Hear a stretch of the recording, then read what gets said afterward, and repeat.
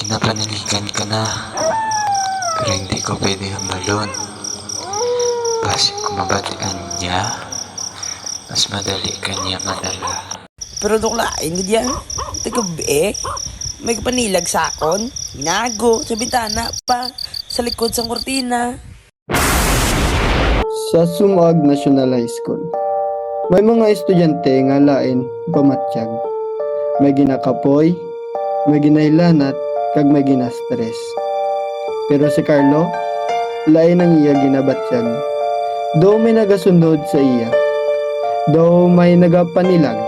Kagang abyan niya nga si Ramon, kabalo na, pero ginapili niya nga maghilom. Tol, dulain gid lawas ko subong. Dumiga pundo sa likod ko bla. Basi sipon lang na hindi man. Basi ko lang ako sa tulog ah. Tulogan ko na nilugay. Base, wala ka lang kapamahaw. Yan ba, tiyag ko na sa una. Kulang tubig, kulang tulog. Normal lang na. Normal. Pero duklain gid yan. Tagabi. May kapanilag sa akon. Nago sa bintana pa. Sa likod sa kortina. Base, damgo lang na. Base, kinapanumdum mo lang tungod sa horror na ginapamatian ta. Pero hindi alam go to la. Pinabatsa ko gid ni siya bis ka na ako siyan. Bisa nagalakad ko pa dulong gate. Do may sunod la. Kinapaniligan ka na, pero hindi ko pwede hambalon. Base kung mabatian niya, mas madali kanya madala. Basi ko lang ang inidoon sa tulog ah. Ikaw ya, haramo. Wala ka maginabatyag lately. Man, wala man siguro. Si Ramo, kabalo na. Kabalo siya nga hindi lang sipon ang ginabatsyag ni Carlo. Kabalo siya nga may nagasunod. Taas, dako, pre. Pero, gipili niya nga maghilom. Kay kung magambal siya, mas madali siya magkuha. Tol, may punuan sa tamgo ko. Taas, dako, may nagatindog sa babaw. Wala siya galakat. Pero do ginulat niya ko bala. Punuan. Base damgo lang ina. Base tungod sa mga kinabasa, mga horror. Pero, tagagabi, pareho gid ang tamgo. Pareho gid ang punuan. Pareho ang lugar. Pareho ang tigog nga nagambal. Ginapili ka na kano. Hindi po, tagid. Napili ka na gidya. Pero hindi ko pwede ang balon. Base kung mabatian niya, mas madali kanya madala. Duha ka estudyante. Duha ka tinago. Isa ka gapanilag sang espiritu. Isa ka gapanilag sang abyan. Pero ang punuan nagapamati sa ilang nga duha. Ginakapugan sa klase? Ginabatsyag mo nga daw may nagasunod sa imo? Ay ambot sa imo. Tol, basi itong ka lang. Dali na sa Jeff Pares. Pares nga hindi ginapanilagan sang kapre. Mainit, malinamnam, kagluwa sa espiritu. Ginluto sang may malasakit, ginserba sang may kalipay. Tol, para sa jeep ya wala siyang kadlok. Bisa may nagapanilag sa bintana. Basta may sabaw ko, safe ko. Bisan ka pag hindi ka niya pagkuhaan kung ipagas ka sa kamot mo. Jeff Pares. Sa kada subo, may ginhawa nga wala sang kahadlok. Kag kung may gipanilag sa imo, pakaon lang siya Pares. Pagkatapos ng klase, nagupod si Ramon kay Carlo. Sila nga duwa nagpadulong sa waiting shed. Malinong ang palibot, pero ang landong ara sa likod ni Carlo. Taas, dako, kag gapanilang. Tol, buglaan lawas ko. Do ginuyop ang mugat ngangin. Daw hindi ko na mabatsyagan ng akong kamot. Tol, okay ka lang? Wala mo. Ano ni? Ano ni tol?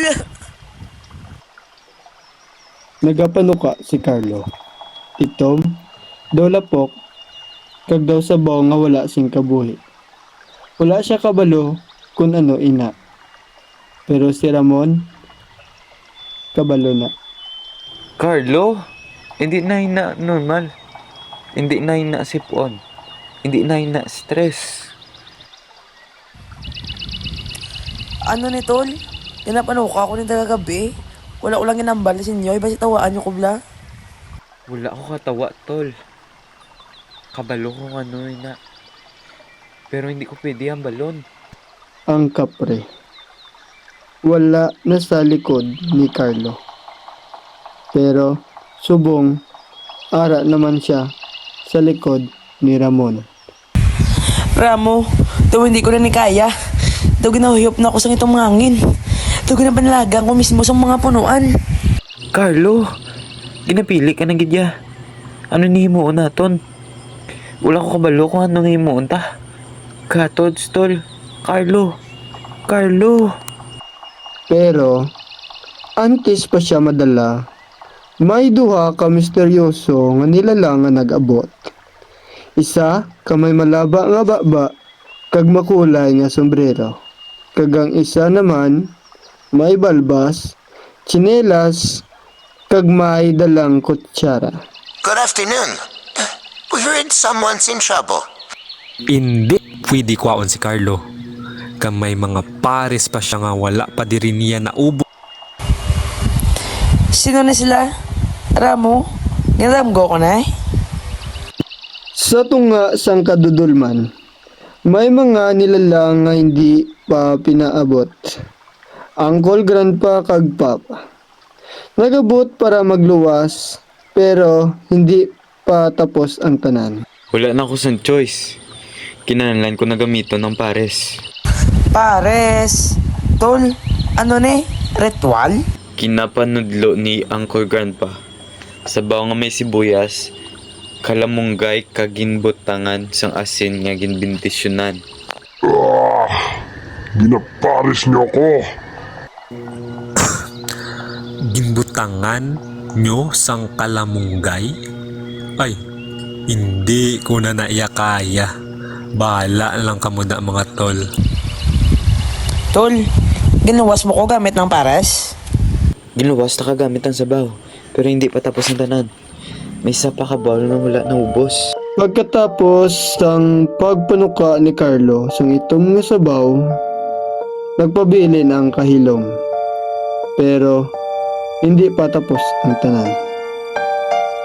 Nagbalik si Uncle Grandpa kag si Papa. Dala ang pinaka-weird nga ritual sa kasaysayan sang Sumag National High School. Okay mga tol, para hindi na magbalik ang kapre, kinahanglan ta mag-perform sang pares, Dance of Protection.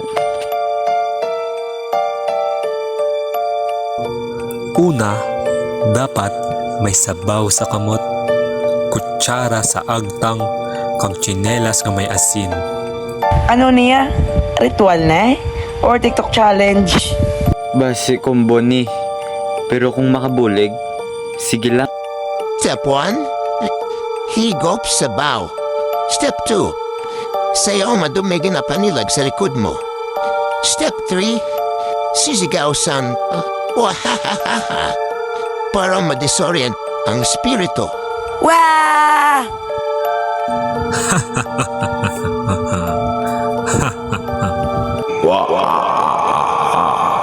Ano ni? Hindi ko ni kaya. Bay na lang mga tol. Sa Sumag National High School, may punuan nga hindi lang kahoy, may sabaw nga hindi lang paris, kag may mga estudyante nga hindi lang normal. Si Carlo, ginapiniligan ni Ramon. Si Ramon, hipuson, si Uncle Grandpa, nagapasayaw. Kag si Papa, may kutsara sa agtang. Pero ang kapre, wala pa tapos. Nagapanilag pa siya. Nagaulat sang sunod nga subo. Base kinahanglan mo sang paris. Base kinahanglan mo sang abyan nga magpamati. Base kinahanglan mo sang kahilom nga may kahulugan. Ini ang Bands FM. Makita ninyo kada hapon sang Biyernes. Salamat gid sa pagpumati sang episode subong nga hapon sang lagim. Tubtub sa sunod nga broadcast, maghalong kamo. Magpamati kamo, kag kun may ginabatsyag kamo nga hindi normal, basi hindi lang sipon ina. Bands FM, tingog sa mga hipuson. Kad kung magbalik siya, handa ka na bala? May pares ka na? May tsinelas ka na nga may asin? Or may barkada ka na nga hindi magbiya? Pagkatapos ng klase, nagupod si Ramon kay Carlo. Sila nga duwa nagpadulong sa waiting shed. Malinong ang palibot, pero ang landong ara sa likod ni Carlo. Taas, dako, kag gapanilag.